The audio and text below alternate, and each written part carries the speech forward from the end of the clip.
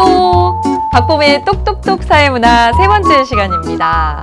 네, 오늘은 어떤 궁금증을 해결해 드릴까요? 짠! 기출분석. 어떻게 해야 할까요? 문제는 정말 많이 풀잖아요. 그래서 문제 푸는데 이 선생님이 분석하라고 하면 도대체 분석이 뭔지 하는 학생들이 진짜 많습니다. 이 분석이라는 말에 이 뭔가 이렇게 딱 마음에 안 와닿나 봐요. 분석이라는 말이. 그래서 분석 어떻게 해야 되는지 이야기를 해드리도록 하겠습니다. 먼저 기출은 정말 중요한 거 알고 계시죠? 기출은 얼마나 이렇게 풀어야 되는지도 많이 물어봅니다. 일단은요, 기출은 끝이 없다라는 말을 지난 시간에 해드렸잖아요. 기출은 따라서 최신부터 푸는 겁니다. 최신부터. 그래서 올해 거는 정말 보물처럼 외울 듯이. 그래서 올해 것이 가장 중요하고요. 올해 수능을, 그러니까 당해년도 수능을 보기 이전에 가장 중요하고요. 그리고 3년치 평가원, 그것을 저는 1순위라고 말합니다. 1순위. 올해 것을 0순위. 그리고 그 이후의 것들을 2순위, 3순위 이렇게 할 수가 있겠죠. 그래서 올해 것, 그 다음에 3년치 평가원 이런 식으로 이렇게 범위를 넓혀 나가면 되겠습니다. 그리고요, 기출은요, 연도별로 뽑아서 하기보다는요, 개념별로 보는 게 좋습니다. 개념별로 보셔야지만 내가 공부한 개념들이 어떤 유형으로 출제되는지 알 수가 있거든요. 그래서 일단 기출의 양에 대해서 우선순위에 대해서 먼저 말씀을 드렸고요. 기출 분석 이제 얘기를 드리겠습니다. 기출을 그냥 풀면 어떻게 되냐면요. 그냥 문제집 풀듯이 그냥 막 풀면 어떻게 되냐면 처음 풀 때 틀렸던 것을 두 번째 풀 때도 또 틀립니다. 그럼 그건 공부한 게 아니에요. 네, 두 번째 풀 때는 안 틀리도록 철저히 공부해야 되잖아요. 분석하는 첫 번째, 기출을 분석한다라고 할 때는 바로 출제 포인트부터 파악을 하는 겁니다. 출제 포인트를 파악한다라는 것은 무엇이냐면 어느 단원에서 어느 개념이 출제되는구나 라는 걸 여러분의 머릿속으로 익히자라는 것이죠. 이 수능 문제를 보면요. 문제를 읽는 것이 중요하거든요. 문제에 다음은 사회 불평등 현상의 이론에 대한 글이다. 이렇게 주어져요. 그러면 사회 불평등 현상에 대한 이론이 시험 문제에 나오는구나. 다음은 사회 집단과 사회 조직과 관련된 글이다. 이렇게 주어집니다. 그러면 사회 집단과 사회 조직이 시험에 나오는구나. 이렇게 어느 단원에서 어느 개념이 출제되는지를 파악하는 것. 이게 기출 분석의 첫 번째입니다. 이게 출제 포인트 파악이에요. 그래서 출제 포인트는 좀 도표를 그리시면 좋아요. 1단원에 해당되는 어떤 개념이 출제되는지를 쭉 써보는 거예요. 이번 6월 모의평가의 1단원에서는 어떤 개념들이 출제됐지 쭉 써보고 2단원에서는 어떤 개념들이 출제될지 쭉 써보는 겁니다. 여러분, 수능은 20문제밖에 안 되죠. 20문제밖에 안 됩니다. 20문제가 난다라고 하는 건 20문제가 중요한 부분에서만 나는 거고요. 단원별로 중요한 부분이 정해져 있다라는 얘기가 됩니다. 그러니까 여러분들이 기출 분석을 통해서 단원별로 어떤 개념들이 중요한지, 그래서 어떤 개념들이 문제로 만들어지는지 이것들을 먼저 파악하시는 것이 기출 분석의 첫 번째입니다. 특히나 5단원이나 6단원으로 가면요. 이 5, 6단원 가면 약간 공부하는 그 집중도도 떨어지거든요. 그래서 그런지도 모르지만 실제로 이제 좀 적게 출제되고 출제 빈도가 좀 적기도 하기도 하지만 이 분석이 잘 안 돼 있으면 5, 6단원 공부를 어떻게 해야 될지 모르는 학생들이 굉장히 많아요. 그래서 이 부분은 다음에도 말씀을 드리겠지만 그래서 특히나 5, 6단원의 경우에는 기출 분석을 통해서 5, 6단원에서 어떤 개념들이 출제되는지를 여러분 파악하셔야 됩니다. 그래서 5단원 사회제도에서는 주로 사회제도를 보는 관점들이 나오고 있구나.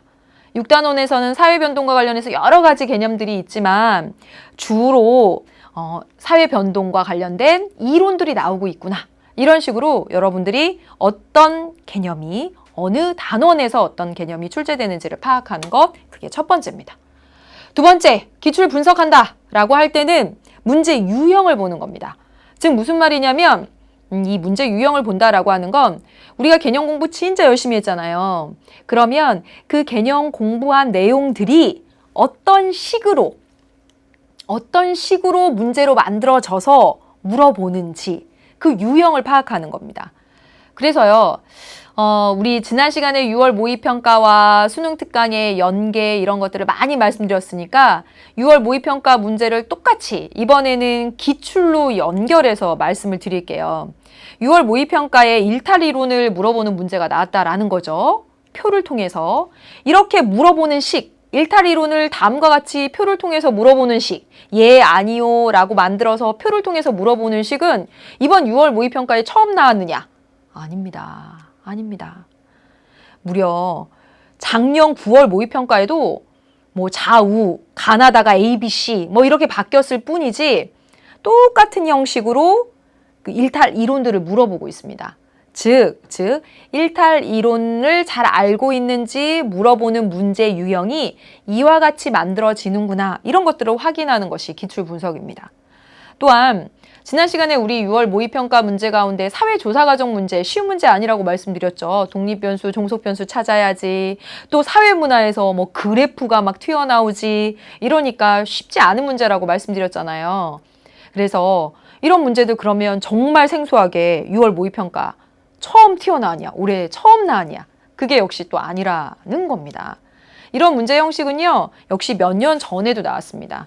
그래프를 통해서 두 변수가 주어져 있고 그 두 변수의 관계를 뭐 양의 관계로 또는 실선으로 점선으로 자료 수집한 모양으로 여러 가지로 표현하면서 이렇게 표현하는 형태는 과거부터 이러한 유형으로 물어보는 식이 거의 문제의 패턴이 고정되어 있다라는 겁니다. 그래서 내가 공부한 개념을 어떠한 형식으로 어떠한 문제 유형으로 묻고 있는지 그것들을 확인하는 것이 바로 기출 분석입니다.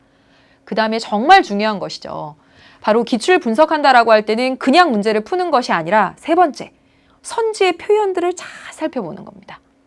우리가 개념 공부할 때는 파악하지 못했던 그런 표현들이 나와요. 가령 2014년 수능에요. 연구 대상자의 관점에서 바라보는 태도다. 제3자의 관점에서 바라보는 태도다. 이런 식의 서술이 나왔었거든요. 바로 이런 식의 서술들은 우리가 개념 공부할 때는 필기하지 않거나 하는 서술들이었는데 기출에서는 바로 이런 식의 서술들이 나옵니다. 그렇다면 이런 식의 서술들은 각각 어떤 태도를 의미하는지 공부해 두면서 따로 노트를 해 둔다던가 또는요. 이 계급론과 계층론 관련해서 사회 불평등의 경제적인 요인이 사회적인 요인에 종속된다. 와 같은 표현들은 우리가 개념 공부할 때는 배운 적이 없었어요. 그러면 이 표현은 계급론을 의미하는지 계층론을 의미하는지 아니면 둘 다에 적용되지 않는지 이런 것들을 파악해서 또 이 선지 표현들을 익혀두시는 거. 뭐 수용자별 정보 획득의 비동시성, 정보의 뭐 동시성, 비동시성 학생들 많이 어려워하거든요. 이런 표현들 기출에서 만나보면 그대로 틀렸다, 맞았다 하고 넘기는 것이 아니라 자세히 이런 것들을 분석하고 이해해 두는 거. 이게 바로 기출 분석입니다.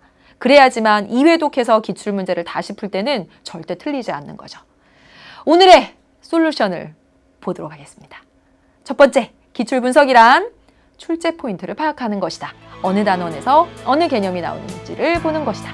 두 번째, 문제 유형은 반복됩니다. 그래서 반복되는 문제 유형을 보는 것입니다. 세 번째, 새로운 표현의 선지를 파악해서 익혀두는 것입니다. 오늘의 솔루션까지 해서 똑똑똑 마치도록 하겠습니다. 다음 시간에 만나도록 하지요. 안녕.